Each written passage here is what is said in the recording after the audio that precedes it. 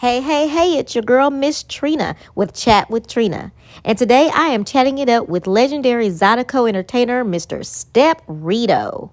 And guys, before we get started, I just want to thank you so much for making the choice to click in to Chat with Trina. Okay, y'all. Hello, hello, hello. This is Miss Trina with Chat with Trina. With I'm never nervous on my show, but I've been nervous Step this whole time. Yeah, I was. But anyway, hi everybody, and thank y'all for making the choice to click in to Chat with Trina. I am here today with Houston's own Zodiacal legend, and I'm gonna say a few things about him before we get started. He won a lot of awards in 2016 for his 25th year anniversary. Sheila Jackson Lee presented him with a certificate of Congress recognition. The city of Houston, Mayor Turner with a proclamation. And then Mayor Tatum of Opelousas, Louisiana, also in 2016 gave him a proclamation. And then, we're gonna go ahead and accept this award. But Governor Abbott gave him an award. Gave him an award for a certificate of recognition. We're gonna go and accept that. We're gonna go and accept it. yeah, it's all good. It's all good. Well, thank you, Step, for making the choice to say yes to me today. It's such an honor to get you to do this. And we're just gonna get right to it. You are from LeBeau, Louisiana, of St. Landry Parish. And that's something we have in common. My stepson is was born in Whiteville. Whiteville, yeah, that's right up Highway 71, yeah. Yeah, and when we would go down to see him, we'd party in Bunkie. Yeah. Wow, that's real ironic. Just and then Opelousas, I believe my daughter had a all the dust is down there when you dancing and going on. So my daughter had a asthma attack, and so Opelousas was where we had to take her to the hospital. Oh yeah, that's the nearest medical center. Yep. Mm-hmm. Yeah. So that's something that we have in common. But anyway, me and Steph actually go way back. I had him perform at a event I had with a group called Ladies of Elegance. I mean, that's been, oh my God, that's been some years. Yeah, it's been years. I think I was the first group you booked. Yeah, absolutely. You were. And then I learned to dance, Zydeco dance to your music. That's when you did Stepping Off, I think. I took classes from Willie at Club Classic. Okay, yeah, Stepping On. Your music. Yeah, but let's start off with your government name. I know it, but tell us what your government name is. Well, yeah, I don't tell that name to nobody unless I owe somebody. My birth name is Stephen Joseph Rideau.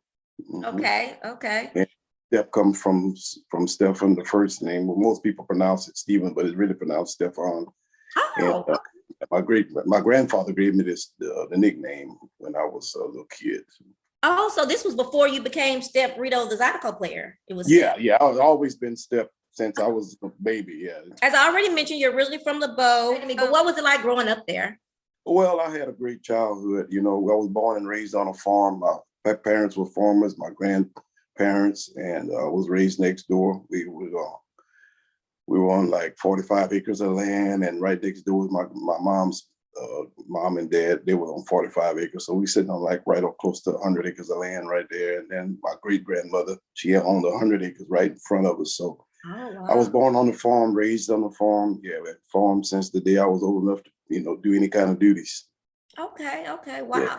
And I guess running around and all that, because that's what I used to love to see, all those big, I guess there were acres of people just kind of running and just having a good time out there. Oh, yeah. Population was real big then, back then too. A lot of the elders have passed on now. And but it was a great place to grow up, with no city life there, but it was a great place to grow up, and I had great experiences here. Okay. Did you have brothers and sisters? Yeah, I have 2 brothers, 2 sisters. I'm the middle. I was gonna say, where did you fall in at the middle? Yeah, I'm in the middle. Yeah. I have my older sister, and then a brother, and then me, and then a younger sister, and then my baby brother. Yeah, it's just 5 of them. Do any of them do Zydeco music or anything?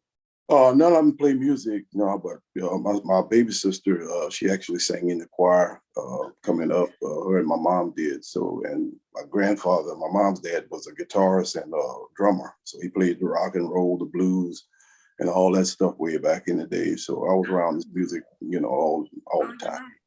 Yeah. I did read that you've grown up around the Zydeco / Creole music and culture. Mm-hmm. Oh yeah, you couldn't escape it. That's the way of life there. Yeah, I came to Houston in '87.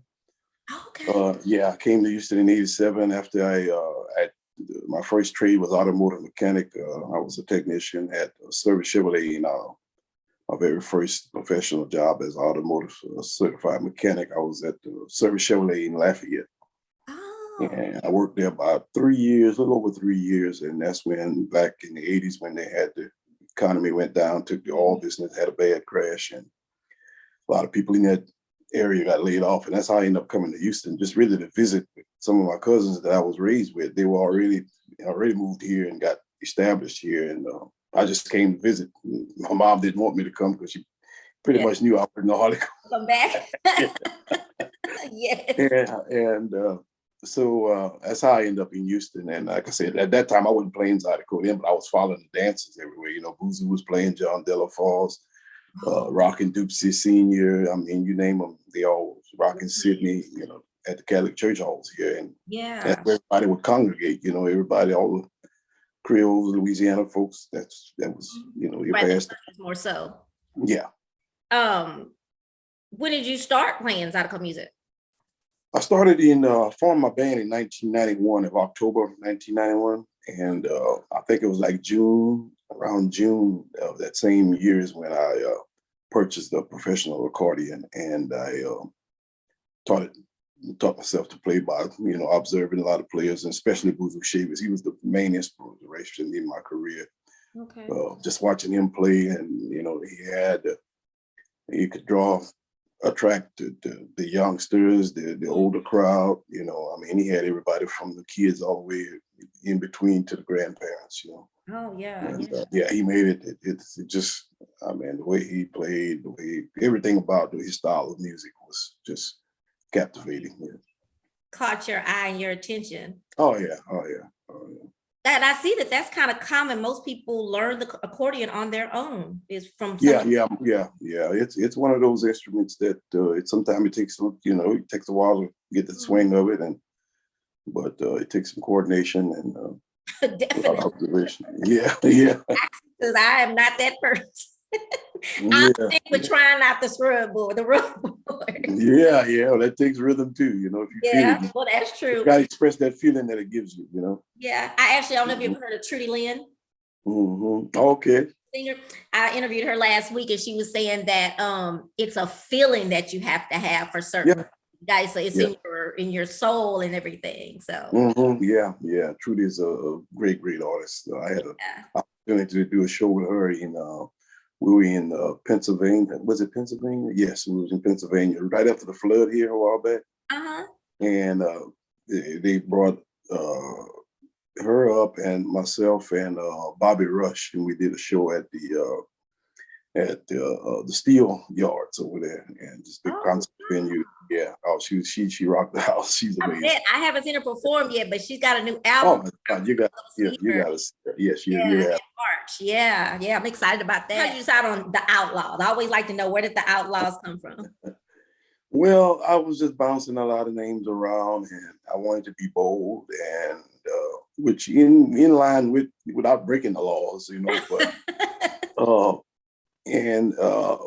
it was something that spoke for me, for my approach, and I thought my skill set, the passion that I had for it, the energy that I bring when I perform, the feeling that I get, and it kind of stuck with me. Okay. And who do you even remember who your first band members were? Oh, definitely. Our first band, I had Welton with Celestine was my rubber player. He was the first person to join the band. And then I had, on my very first show, I had Rick Terry out of Barrack Station. That's Lil Brian Terry and the Zydeco Travelers. That's his brother. He was on bass. And then I have one of my cousins, which is deceased right now, Reginald Chambers out of Barrack Station. He was on guitar for that very first show. And my drummer was Rodney Simon out of Ickason. He's my cousin as well. Okay. Yeah. Matter of fact, his brother, we co-wrote that I'm So Glad album together, Dexter Simon. Oh, okay. Yeah. And then they did that very first show for me and with me. And Welton's, he joined the band, stuck in, and the other guys kind of interacted till we got somebody steady. Okay. They weren't just totally into it, like, Well, a lot of them had commitments already, and I was just oh. skilled players that could, Mhm. carry out what my vision was at the Yep. time. And I Yep. figured, as time go on, I would, eventually find someone that, that Mhm. want to be full time. Well, Blues Shape is just the main, like I said, that's the one that really, really pushed the buttons for me. Mhm. And of course, Did he Rockin' mentor you at Sydney. all? Did he mentor me? Oh yeah, we had a lot of talk. We were great friends. Oh yeah, he would let me up, sit in, get me started, get me play a couple songs. And yeah, oh yeah, we got along real well. He and the family and I, we were great friends right now to today. Oh, And okay. yeah, he really admired me and he let me knew it. Uh, because when I first started, my style was pretty much, From you him. know, from his style. And very, very soon after that, I created my own style because I always knew I knew who I was just getting started. Definitely. I always been a person that's been original. I always like to, I like to have my own style, my own everything. So so I was blessed to develop a style early on, and they gave me great respect for that. They really respected me. Himself, Rockin' Sydney, which he's from my hometown, the one made Don't Mess With My Tutu. Uh-huh. He's from Labo as well, and they were all friends, raised with my mom and dad, Okay. and he gave me a lot of advice. He had his own recording studio, took me in there to Lake Charles, set me down one night. I was on my way back from Louisiana, and I stopped in there. We talked for probably about 3 hours. Wow. And he was just telling me, about the business side of being a musician, being an artist. It's just like, don't just run and rush, jump to the stage. There's a lot more goes to this business. But they had great respect for me again, that I earned it real soon, by respecting them.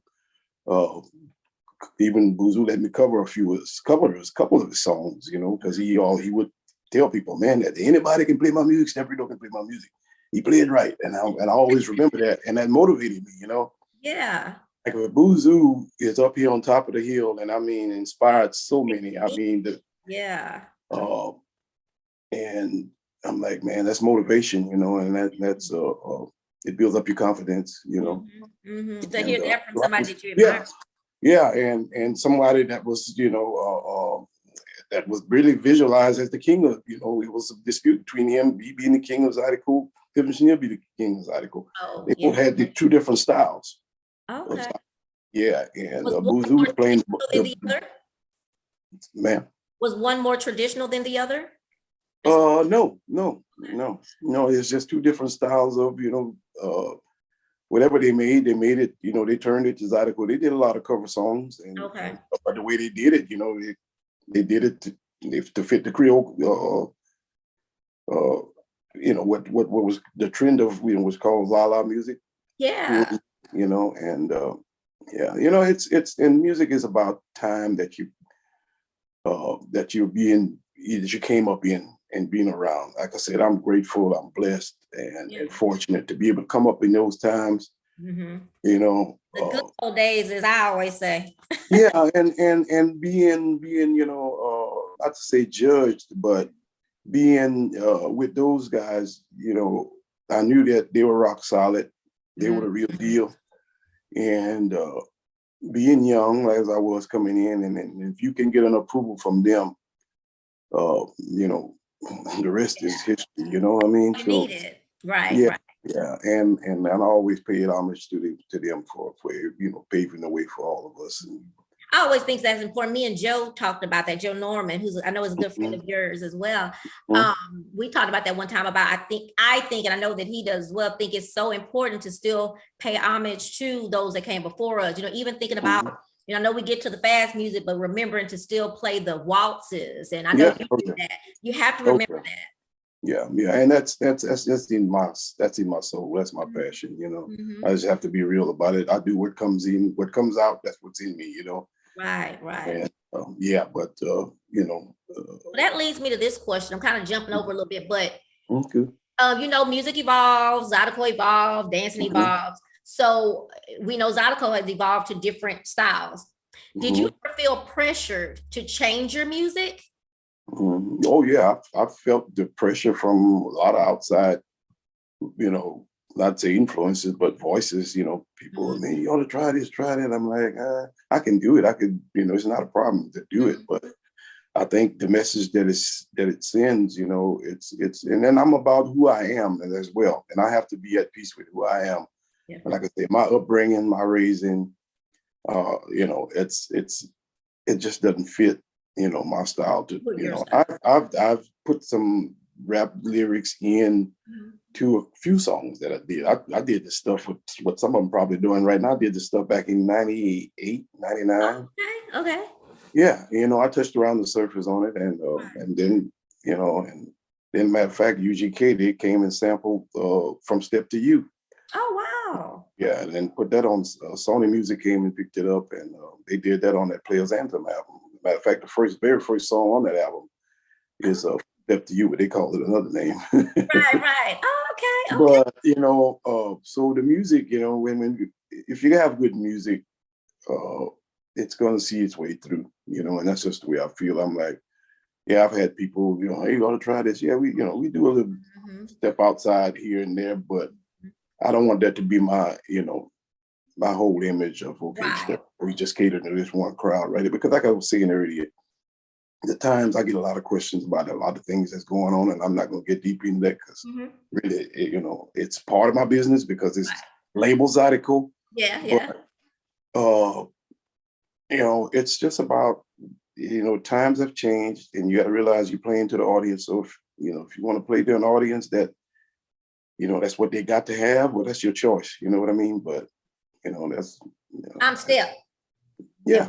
And I play, and one thing about Zydeco music, the type of music I play, and it's a testament to that. I was just telling you about Buzu Shapers, the way he played, and my crowd. I have a crowd from kids all the way to the elders, and I'll still be able to draw a balance in that crowd, even with my style that I'm playing right now. And I think that's the most important part. You still relevant. I think accordions are beautiful. I say this on every one of my shows. I love accordions, but just don't let me get my hands on one. But how many do you have? Do you have a lot? 1, 2, 3, 4, like 5. Okay. When you first started playing, did you always have a lot of them, or? No. I started with the single note, the Cajun accordion. And then I started playing the triple roll, which both are diatonic, which is just one of the regular round buttons, and the piano note, it's the one like Clifton Chenier played. I don't play that one too often. Okay. Yeah. That's a real big one though, huh? Like. Yeah. That's if you want to get the real deal. Yeah, it can be real big and heavy. And, do you play any other instruments? No, that's the only thing I play. Okay. Yeah. How long did it teach you? How long did it take you to like really learn the accordion? Where you could. Well, like I said, I started in June and I had my band by October, and I had enough songs. I knew enough songs to play a 4-hour show. Oh. And not play the same thing twice. So, 4 hours? They're not 4 hours anymore, though, right? Are they still 4 hours? Well, there are some of them are still. Okay. But not many. Yeah.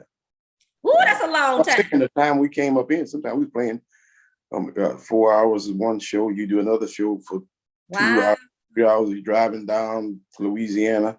Yeah. Or wherever, the next show took us, and we used to do 3 shows a day, sometime on Saturday, sometime 3 on Sunday, and sometime Monday, Tuesday, Wednesday. We had a busy schedule.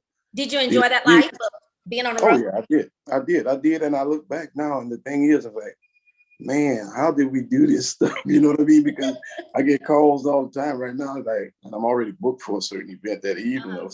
I'm like, I think about it twice now. I'm like, but I just used to book them and just, hey, I'll be there. We would set up the whole PA in a matter of 15 minutes and take it down in 15 minutes, and we were on the road and gone. So, Yeah. So I know you said you played in Pennsylvania. So do you ever play out of state through your career? You played out of state? Yeah. Oh yeah. We used to go to California a lot right before this pandemic came in. We always had a couple festivals we'd do out there.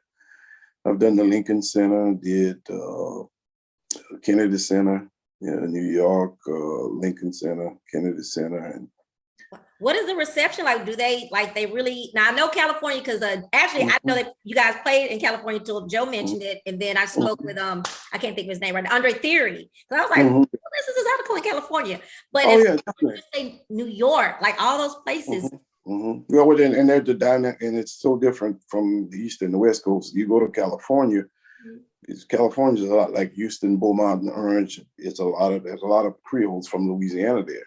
Really? Yeah. Oh my God. Yes. See, when people migrated from Louisiana, they just stopped here into this part of Texas, and some went to Chicago. Majority went to California, and so like John Delafalls, Boozer, all them guys, Roy Carey, all those guys used to tour, up in California. They do the dances just like they do at the church hall dances. They grab a hall somewhere, and that's the way they would congregate to do what they knew their tradition was.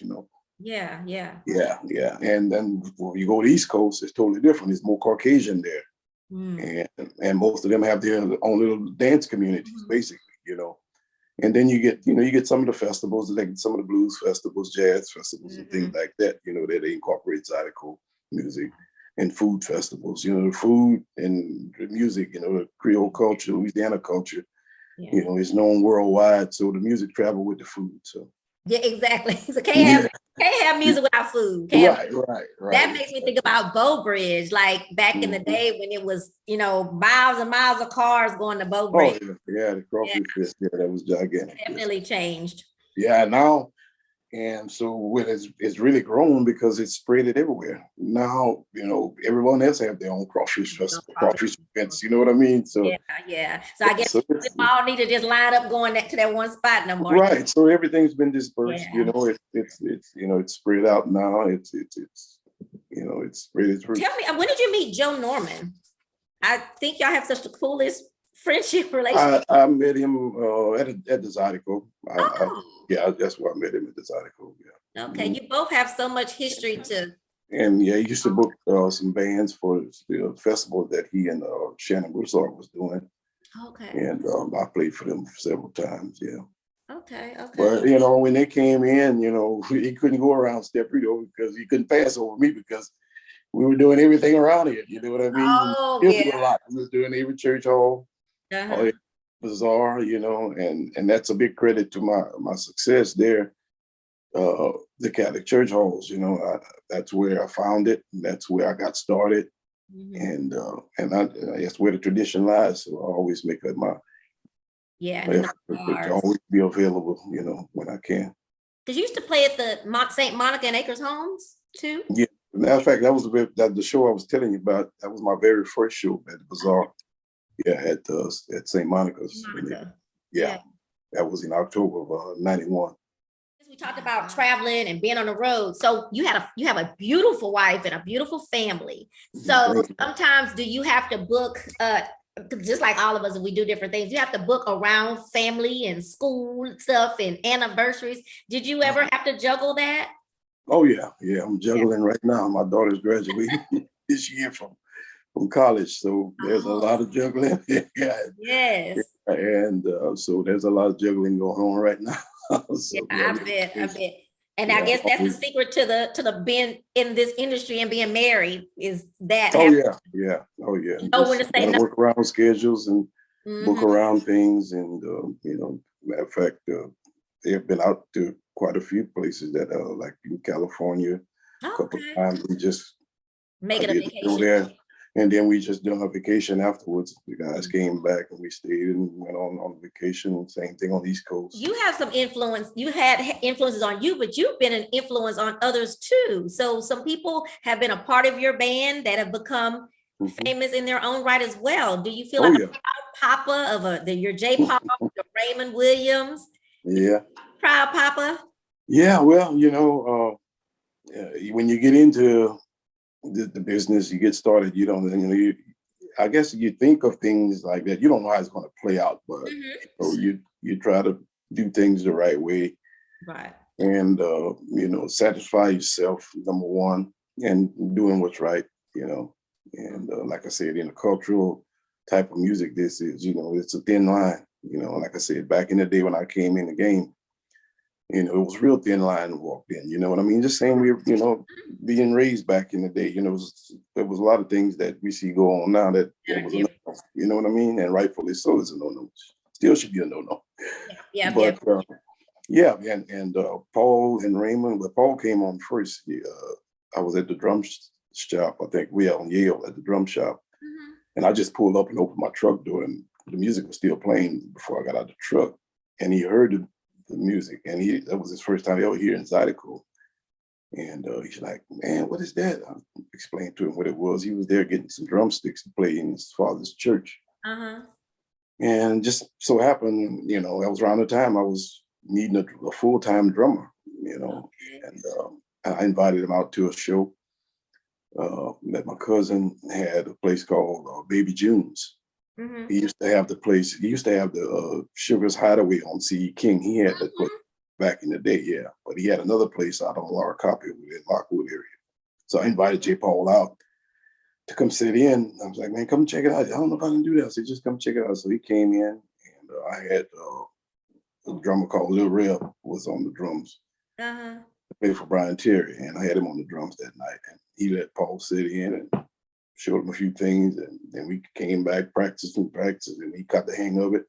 So he was my drummer for like 3.5 years, a little longer.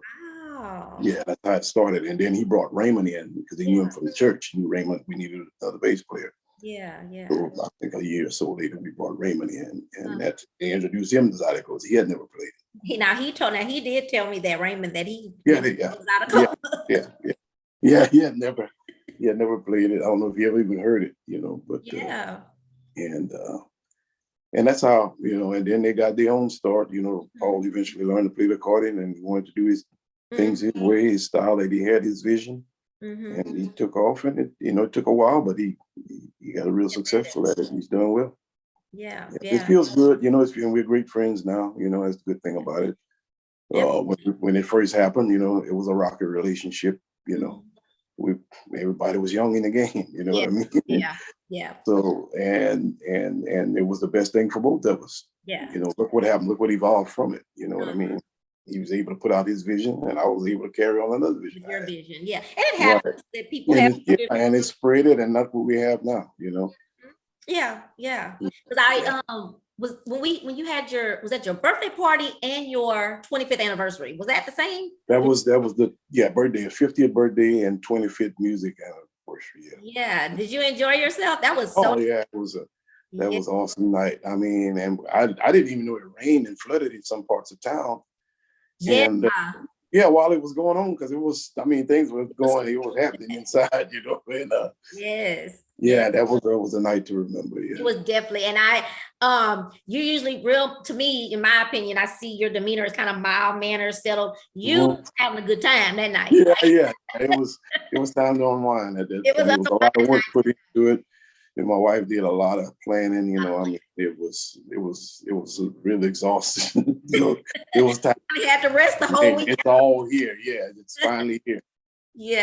And then there was so many people there that was real in my career. They was able to be in my corner and get me in places, and you know, basically stand up for you, basically, and say, "Hey, he's a good guy. Trust me. He's young. He's a good guy." And once they let me in, well, I proved myself. You were able to prove yourself, And I had a lot of folks there. There was Miss Ruby Barris and her sisters was there, and my father was there, and Don Sam, the DJs, Funky Larry, Walter D, all those folks were there. There was a lot of people there that was, you know, that was with me from the beginning as well. I enjoyed seeing the different bands come up too, and Marcus. Well, Marcus, I'm the first bandstand he was on my stage. He was a little kid. Okay. You let him get up there and play a rub board. Do you think that there's, in your opinion, do you think there's a difference in Creole and Zydeco? That's a good one. Creole and Zydeco. Well, the answer to that would be everyone that's playing it now, not Creole. You know what I mean? So they're playing Zydeco, which the way they know it. But There's a You slight think it's a difference. slight difference? Mhm. I used to think that maybe Creole was more of the culture. Yeah, Think that's exactly. Yeah, and the music born out of the Creole culture. So, like I said, I was very fortunate, and it's good to see the music step outside. But, the Yes. only risk to that is what stuff we were talking about earlier. Losing the Well, tradition. and not knowing what really, really, this music came from people sharecropping in the evenings, from hard working, Yeah. families getting together. Some people with nothing, but a roof over their head and a goodwill to go to work, Yeah. Yeah. help neighbors, anybody. And that's what this music was built on. That's the foundation of it. So that's what has to, and that gets watered down because there's a lot of good people that still help people, but it ain't like it was back in the day. Yeah. What's so much a dollar for a dollar? I mean, if you had labor help, we did it. And I'm Mhm. 55. Yeah. Like I said, mom and dad say, load up, hey, we going down there and help cousin so and so, or cousin so and so, or uncle so and so, aunt so and so, and that's what you did. Yeah. And vice versa. They come and help you. So being a farmer, all those values, there's a lot of values that I think I bring to the table that I know I'm grateful for. Back when I was younger, probably it wasn't every day you wasn't smiling to go in the field or, raise the hog, cows, the horses, the chickens, ducks, the garden. Yeah. You know what I mean? But But it looking made you back, who you are. yeah, Your looking value back, in it's the like, world. what a blessing. Yeah, Mm-hmm. definitely. But back to what you were saying, that that's where the culture gets watered down, and eventually that happens. It's kind of it's kind of unavoidable. Makes me sad a little bit when they start having the violence at the Yeah. trail rides and some of the events is because it came from families being able to go places. Now people are having to say, I can't take my kids to this, it's too dangerous to take my kids. And that's a sad thing. Do you think that there's anything that we can do, like any suggestions that we can do to help with that? Well, I think violence is everywhere, and to protect the safe haven, what we call the Creole culture. Part of it, there's not one single solution, but part of it is, like I was saying earlier, I could do a lot of different things, music styles, and attract a lot of different behavior, that's not acceptable, in any setting, nonetheless at a dance or show, you know what I mean? And that's the first responsibility. I think everybody should just always, think outside that part of me thinking outside the box. So what's the repercussions of this? What's the ramifications of this if I do this? If I'm not bringing this crowd in that's unruly, that's just, we ain't worrying about boundaries, there must be boundaries, Yes. So we have to do things that has, keep the music in bounds. So that's a start, and it's just, it's the times that we're in too. So you got to be careful not to feed into the times that we're in. That's why I could sing about some stuff that, I could tell some stories about stuff that it's, just really interesting in here. You know what I mean? Yeah. So, yeah. I don't, and you're absolutely right. It's not, of course, just Zydeco. It's just, I think it came on my heart more so, you would hear about it, but then Oh, yeah, you hear about it. I hear a lot of stuff, Yeah. I think about, of course, when that happened to Chris, I think that may be when it really set on people because, of course, it was someone. So what is the most challenging thing about being in this industry? Oh, so many things. Yeah, there are some challenges. I won't be a complainer, but I just, it's just, one of the things that, burning, in the industry, and that's in any industry, but in music, this is a brotherhood thing, sisterhood. Be true to the culture. You got a song, you're playing music, respect where it came from. I admire one thing about this DJ, this guy, he used to do sound for me, Lester Tebow. His brother, he had a brother named Paul Tipo, and he was Lester. They were both radio disc jockeys in Louisiana, Lafayette. And they would always, when they would play a song, you listening to a song that sounds good, you don't know who it is. Yeah. They would always say who that song was for. Name the album, the artist, the name of the track. And right now, another guy that does it, a real good friend of mine, Herman Fugile. He has this show, he does it as well. And I think that is and that's paying homage to, and it's helping the audience. We love the music. Same thing when the bands play the music. You know what I mean? I play a Boozoo song, it ain't my song. This is Boozoo's song, and I'm proud to announce who it's for. Right. You know what I mean? So I think those are, all those little bitty things right there, that we got to keep this thing in bounds, keep respecting the game. Because, you could fly high, but a buzzer got to come down the drain. I like that. Yeah. And the ups and downs, and it's just, it's just. And it's funny you say that. I don't know who I talked to not too long ago, and someone said the same thing, that when they play certain songs, they should, when the DJs play certain, they need to mention, hey, this was who, this was so-and-so, whatever. And that's how you keep it relevant. That's how you keep history. That's how you keep the bands relevant. It's good for the culture. During the pandemic, we know everything slowed down, and it was a minute because everybody got some rest they needed. But did you have any aha moments? Was there anything that came up to you that you thought about that made you change, any changes in you? There was a lot of things came to mind.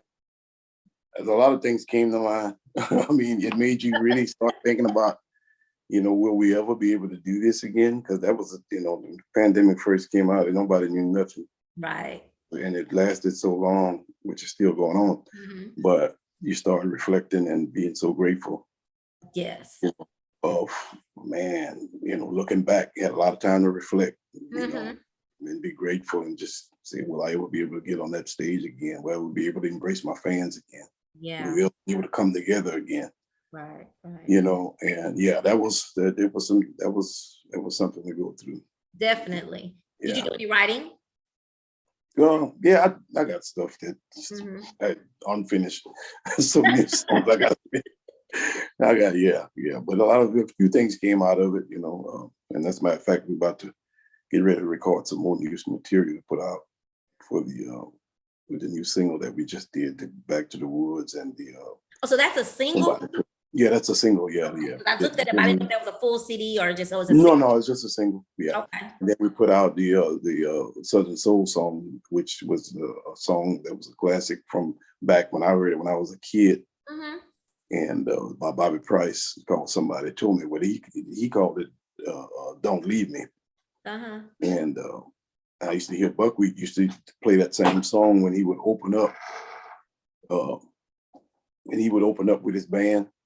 He would play that song. The bass player, Buckwheat, wouldn't come out when the show first started. He always let the band play about 15 minutes or so. And he would play that song. The band would play that song, and I just remembered it, man. And I would hear that song at home in the mornings. Like on Saturday morning, they would play Zydeco, and that song would come on. Then there was another one by Sample and the Bad Habits would come on. That was some of my favorites. That like a song we remember from childhood. What is somebody, Daniela said, I love Somebody Told Me. Somebody Told Me. Yeah, that's the one. That's the Southern Soul. Oh, okay. Yeah. And she loves Back to the Woods, she said. Yeah, Back to the Woods. And that's the thing, I want to say thanks to everybody for all the continued support. Without their support, we couldn't keep doing what we're doing. And a big shout out to my band, John Paul, coming up next week. He'll be making 27 years with me. And is he your longest member? Yes, he's the longest member now. Yeah. And Sugar Hill on bass. Oh yeah, Sugar Hill. Yeah, he's been with me a couple of years now. And Terry Miller on the rug board, and Oscar White on guitar. Terry Miller gonna be a millionaire. You know that, don't you? Oh yeah. He's focused. Daughter's he put her TV up in her floating whatever that thing's called. Yeah, he's good at that stuff. Yes, he is. And I'm gonna try to stay friends with him too, so we can talk. Yeah. And also Carter, John Paul's That's whose son. birthday is gonna be this weekend. This Saturday at Jack's. He'll be celebrating his 8th Okay, I birthday. had it backwards. 'Cause I know you're at Duce. Yeah, I'll be there Sunday from 2 to 4. Okay, then you'll go to And Sugars. then we go to Sugars from 6 to 9. Yes. Okay. And then another thing, we got the big Port Arthur Mardi Gras coming up. Okay. Yeah, that's coming up, Southeast Texas Mardi Gras. They moved it from Port Arthur to Beaumont, so it's called Southeast Texas Mardi Gras. Okay. And in fact, we played it that was 2020 when the shutdown came and we did it. That was the first year. That's how we did it. That's coming up. They're on the 27th. Return. Yeah, and they have us on the we'll be there Saturday. I think it's 5 o'clock. Yeah, that's the same day that I think Nelly is on that day, and we're on the Zydeco with on that day on Saturday. There's other days they have. I want to say Thursday, Friday, Saturday. Yeah. We're on Saturday, and Saturday we're on this Zydeco band on Saturday. Oh, I see that Yeah. somewhere. Mm-hmm. What do you and your beautiful wife do to get away from everybody and everything and all the music? And so, what do y'all do? Like, just mind our business. that's No, the we thing to do. we do a lot of different things together. Yeah. Mhm. Yeah. Oh yeah. Okay. Do y'all like to travel? Oh yeah. Yeah, Definitely. okay. Yeah. Okay. We got a grandbaby now. So yeah, she just turned 1 last week. So Oh, that's good. That's on fun. 2. Yeah, that brings life, I tell you. She's something else. I bet that is really Yeah. fun. You're also going on a cruise. Yeah, it was Walter D. Cruise that we Be doing Roy Anthony, in you, October. Yeah. Chapalaw, Yeah. Mm-hmm. and some other people. But I knew Chapalaw and Roy Anthony are going with you. Yeah. I think Jeff Florida is on there too. Okay. Yeah. It's gonna be fun. So Yeah. y'all contact LD. Yeah. It's in the post on there. As we well said it. You make sure you go through LD to get. Yeah, if you just try to book through the regular cruise line, you won't be able to Don't get get in. stuck to the stuff. They go and they try every time they try. Yeah. They on and sneak on, then they can't get enough. That's how someone can book you. They can go to my website, steprideau.com. There's a submission form on there, or they can call in on the hotline at 713-699-5615. And that number is on the Don't Ask Why CD. That is a song, 713-699-5615. So, and you can go direct messages through social media. Okay. Or you can email me. Like I said, go to the website. All the information is there. steprideau.com. It's real easy to get us. And we get a lot of bookings coming in. And matter of fact, we just possibility we'll be going to do something in Bunkie, Louisiana. And that was ironic. Right up from your town we were talking about earlier. Yeah. So we're waiting to wrap the deal up on that. And, can you Zydeco dance? Can I? Y'all have to see and tell me if I can. I don't know. Be doing something. See if you're doing it right. Yeah, no, I can. I do. I can. Yeah, that's how I started. And you like other genres of music or only Zydeco? Oh yeah. I'm a music lover. Okay. Yeah, So I love good music. Yeah. Oh yeah. Okay. Do you have any last words that you want to say to those who are watching? Yeah, I just want, like I said earlier, I want to say thanks to everybody, that support us from the beginning up till now. And we appreciate your continued support, and be safe out there, and follow us on Facebook at Step Rideau and Zydeco Outlaws, or they can follow us on Instagram at Step Rideau, and also on Twitter at Step Rideau. And like I said, we got a lot of bookings. Things are really, really picking up. And so I'll be putting a new schedule out here real soon on the website. What is the most rewarding thing about being in this business? Oh, making songs and making hits out of them, and seeing people, the reaction to them, and seeing people come out and really have fun and know what they're listening to and enjoy it. That's the reward. That when they know what they're listening to, you know what I mean? And it makes you feel good. As an artist, it makes you feel good, no matter what genre you're in. It makes you feel good, especially when you're digging this, and so yeah, that's one the joy of it. That's what the joy I have right now. In the beginning, looking back, the biggest joy I was able to have was a blessing to be able to have my parents see me be successful at this. They were there to see me in the beginning and many, many years, you know. That's one of the highlights that that is awesome that they got to do that. Just before we go off, I just want to give you some of your comments here. Daniela says she has a video of you dancing on New Year's Eve. Oh, it must be Furlough, Daniel Furlough. Yeah. She's do pretty good. Thank you. So, happy birthday. Is it your birthday? No, that's probably for Carter. Okay. Thank you for sharing. I love Zydeco. Just making sure nothing you need to know. Someone said they love Monique. They'll pass it on to her. Yes, and that's about it. Patrina said hello. Hi, Patrina.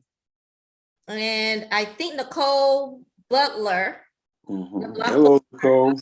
Said hi. Yeah, hello, the Butlers. All right, and Red Dog is watching. Hey, Red Dog. Oh, Red Dog, come on. They gotta be on Red Dog some money. They keep on making these songs about it. I'm telling you, huh?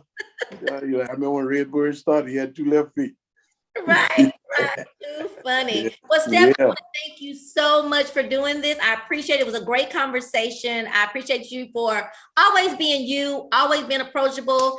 And when I call you, you answer. So yes, I appreciate that. Yeah, thank you. We appreciate what you do as well. Thank you for taking this time out and embracing the culture. Yes. Thank you. Guys, I want to make sure that I say thank y'all for watching. Thank you for making the choice to click in. And don't forget to go to youtube.com/chatwithtrina, subscribe, then hit the bell so you can be notified when I upload a new video. Bye, Steph, and thank you again. See you soon. Good night. Thank you, Trina. Bye. Thank you again, Steph, for chatting with Trina tonight. I really appreciate you taking the time out of your super busy schedule to chat with me. And also, I want to thank you for your honest, open, and transparent responses this evening. Thank you also for answering the phone when I call and being such a professional. I really appreciate you. Good luck in all of your future endeavors. Guys, don't forget to go to youtube.com/chatwithtrina. And hey, make sure you share this and let everybody see it. Bye.